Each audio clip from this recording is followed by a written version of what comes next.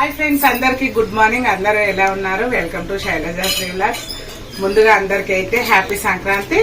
ఇంకా సంక్రాంతికి అయితే పిండి వంటలు అయితే స్టార్ట్ చేసేసినాం కదా. నిన్నైతే మురుకులు కొన్ని పాపడాలు చేసినా కదా. ఈ రోజు అయితే బియ్యం పిండి చెక్కలు అయితే చేస్తున్నా. బియ్యం పిండి చెక్కలు నేను ఎలా చేస్తానా అనేది అయితే మీతో షేర్ చేస్తున్నా, రండి చూసాను. ఇంకా ఇదైతే పొడి బియ్యం పిండి.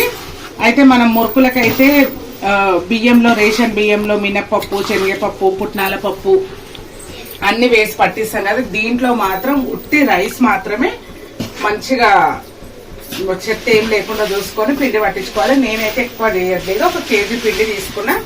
కేజీలో అయినా చాలా అప్పలు అవుతాయి. ఒక కేజీ పొడి బియ్యం పిండి, దీంట్లో ఏం లేకుండా ఉట్టి రేషన్ రైస్ పట్టించుకున్న కేజీ. ఇప్పుడు దీంట్లో కొలతలు ఏంటి అనేది అయితే చూపిస్తా, చూసేసి. కేజీ పిండికి ఒక టీ స్పూన్ తో 3 స్పూన్స్ కారం అయితే సరిపోతుంది. ఉప్పు కూడా 3 స్పూన్స్, ఉప్పు కారం సరిపోయేంత. పసుపు కొంచెం తక్కువ పడుతుంది, పసుపు మాత్రం 1 స్పూన్. వేడి నీళ్ళు అయితే మరగబెట్టేసుకున్నా, స్టవ్ ఆఫ్ చేసేస్తున్నాను. ఇంక ఇందులో ఉప్పు కారం పసుపు అయితే వేసుకున్నాం కదా, వేసేసుకొని మంచిగా ఫస్ట్ కలిపేసుకోవాలి.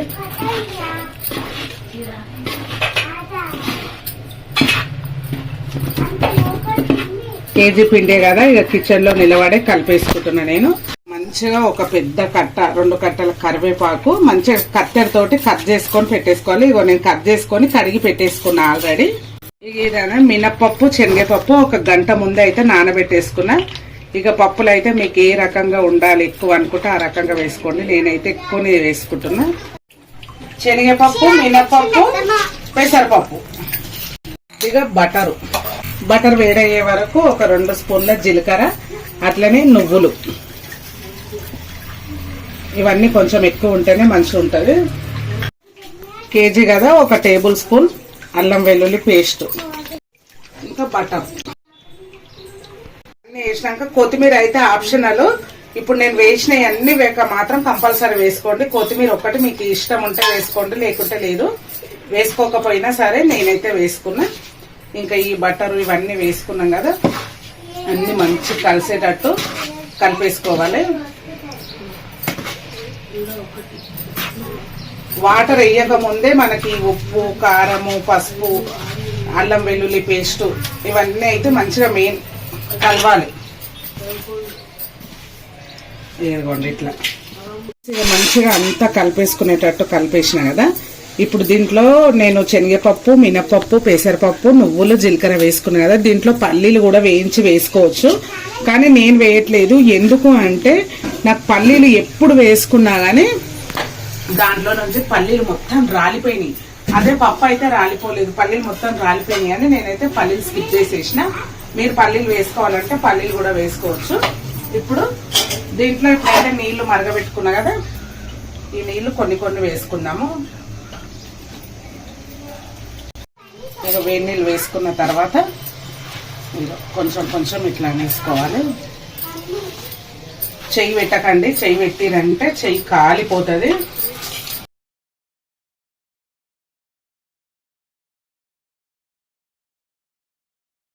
ఇంకా అంతా మంచిగా కలిసేటట్టు ఇట్లా కలిపేసుకోవాలి.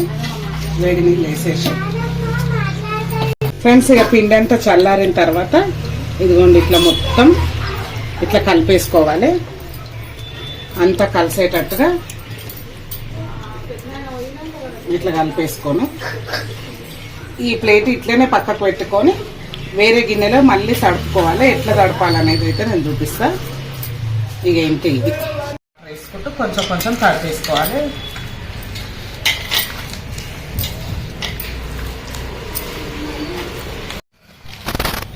ఇంకా ఫ్రెండ్స్ చూసిరా, ఇక కేజీ పిండి మొత్తం ఒకటేసారిగా కలిపేసుకున్నా.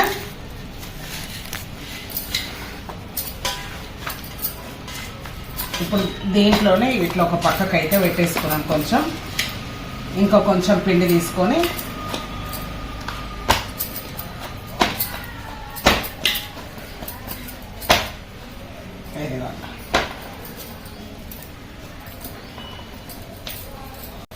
ఇంకా మనకైతే ఏ సైజు కావాలంటే ఆ సైజు ఫ్రెండ్స్, ఆ సైజు చేసుకొని చిన్నగా అంటే ఇట్లా, ఇంకొంచెం పెద్దగా అంటే పిండి ముద్దలు పెద్దగా పెట్టేసుకోవాలి. మిషన్తో అయితే తొందరగా అవుతుంది.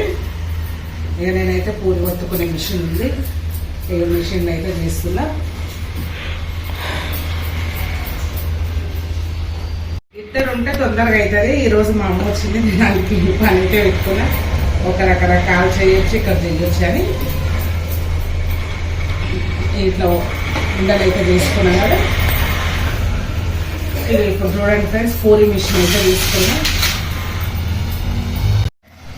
పూరి మిషన్కి అయితే ఆయిల్ రాసేసుకున్నాను.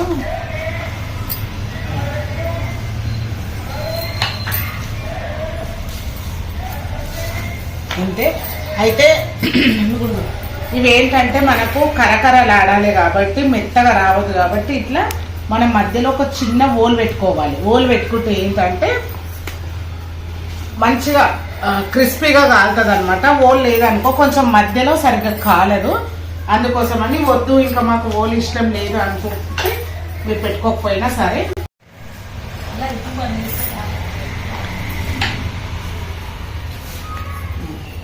ఇట్లా పెట్టుకొని ఒక్కసారి ప్రెస్ చేసుకుంటే సరిపోతుంది. ఎంత ఈజీగా వెళ్తున్నాయో. ఇక్కడైతే నేనైతే చాటలో వేస్తున్నా. అన్నీ అదే విధంగా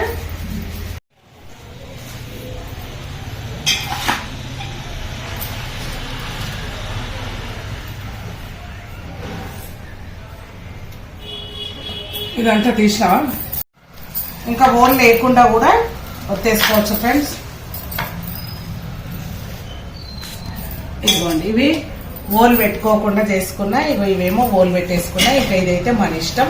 ఇప్పుడు వీటిని కాల్ చేసుకున్నాం ఫ్రెండ్స్. ఇంకా ఆయిల్ అయితే పెట్టేసుకున్నా. ఆయిల్ హీట్ అయింది కదా, ఇందులో వేసేసుకుంటున్నాం. ఇప్పుడు ఆయిల్లో మరీ నిండా వేసుకోవద్దు, ఒక 3 4 మంచిగా అవి కాలేటట్టుగా ఉండాలి. ఈ ఓల్ పెట్టుకోవడం వల్ల ఏంటంటే పొంగదనమాట. ఇవి మనకు అసలు పొంగొద్దు. మెయిన్ వచ్చేసి పొంగొద్దు అంటే ఓల్ వేసుకోవాలి. ఓల్ వేసుకుంటే పొంగదు. కొంచెం టైం పట్టింది. కొంచెం మంచి కలర్ వచ్చినాక మలుపుకోవాలి. ఎంబడే మలుపుకోవద్దు. ఫ్లేమ్ కూడా హై ఫ్లేమ్లోనే ఉండాలి, సిమ్లో పెట్టొద్దు. సిమ్లో పెడితే మెత్తగా వచ్చేస్తాయి. ఒక సైడ్ మంచిగా కాలిన తర్వాత ఇట్లా మలిపేసుకోవాలి.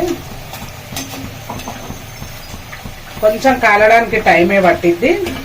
ఇంకా మురుకులు ఇవి ఒకటేసారి చేసిందంటే పెద్ద స్టవ్ మీద పెట్టేస్తే తొందరగా అయిపోతాయి. కానీ ఆ రోజు చెప్పినా కదా మా సార్ మురుకుల మీద నన్ను వదిలేసి వెళ్ళిపోయాడు. ఇంకా ఇవి అవి అంటే ఒక్కదాని నుంచి కాదని అవి ఆ రోజు చేసిన తర్వాత ఇవి అయితే ఇక మళ్ళీ చేసిన. ఇక ఇట్లా మంచిగా కాలిన తర్వాత ఇక తీసేసుకోవాలి. ఇంక ఈ విధంగా మంచిగా కాలిన తర్వాత తీసేసుకోవడమే. సౌండ్ చూసిరా ఫ్రెండ్స్ ఎంత వస్తుంది, మంచిగా గలగల అంటాయి.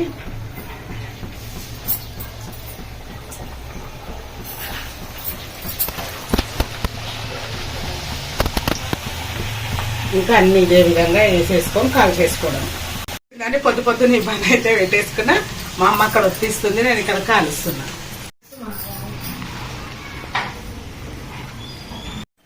అయిపోయిందా ఊరి మీద తిరగొచ్చుడు? ఆ కటింగ్, ఆ పతంగులు